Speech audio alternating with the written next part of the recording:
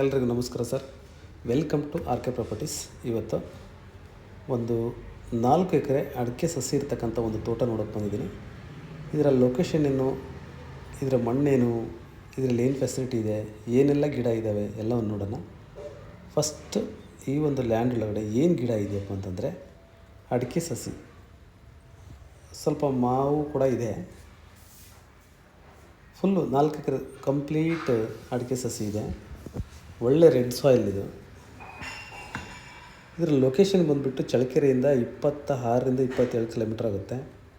ಒಂದು 2 ಕಿಲೋಮೀಟ್ರ್ ಮಣ್ ರೋಡಲ್ಲಿ ಹೋಗಬೇಕು. ಇನ್ನು ಉಳಿದಿದ್ದೆಲ್ಲ ಮೇನ್ ಟಾರ್ ರೋಡ್ ಇದು. ಒಳ್ಳೆ ಏರಿಯಾ ಮಾತ್ರ. ವಾಟರ್ ಸೋರ್ಸ್ ತುಂಬ ಅಂದರೆ ತುಂಬ ಚೆನ್ನಾಗಿದೆ.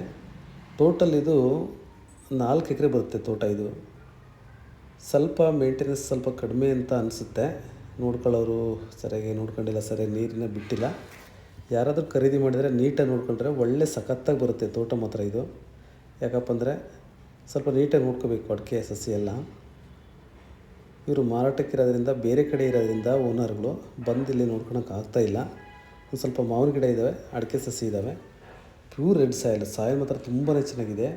ಬಟ್ಟು ಈ ಏರಿಯಾ ಬಂದುಬಿಟ್ಟು ವಾಟರ್ ಸೋರ್ಸ್ ಬಂದುಬಿಟ್ಟು ತುಂಬ ಅಂದರೆ ತುಂಬ ಚೆನ್ನಾಗಿದೆ. ಯಾಕಪ್ಪ ಅಂತಂದರೆ ವೇದಾವತಿ ನದಿ ಇದೆ, ಜೊತೆಗೆ ಅಲ್ಲಿ ಬ್ರಿಡ್ಜ್ ಇದೆ. ಅದು ಬ್ಯಾಕ್ ವಾಟ್ರೆಲ್ಲ ಇದ್ರ ನಿಯರ್ ಇದೆ, ಈ ಕಡೆಲ್ಲ ನಿಂತ್ಕೊಳ್ಳುತ್ತೆ.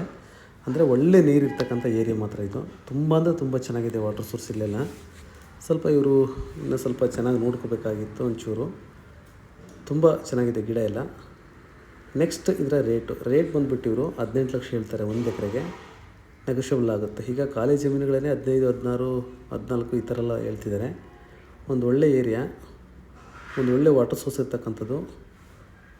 ಹೆಚ್ಚು ಕಡಿಮೆ ನೆಗೋಷಿಯಬಲ್ 1 ಲಕ್ಷ 2 ಲಕ್ಷ ನೆಗೋಷಿಯಬಲ್ ಆಗುತ್ತೆ. ಡೈರೆಕ್ಟ್ ಓನರು ತಗೋಬೋದು. ತುಂಬ ಚೆನ್ನಾಗಿದೆ. 18 ಲಕ್ಷ ಹೇಳ್ತಾರೆ.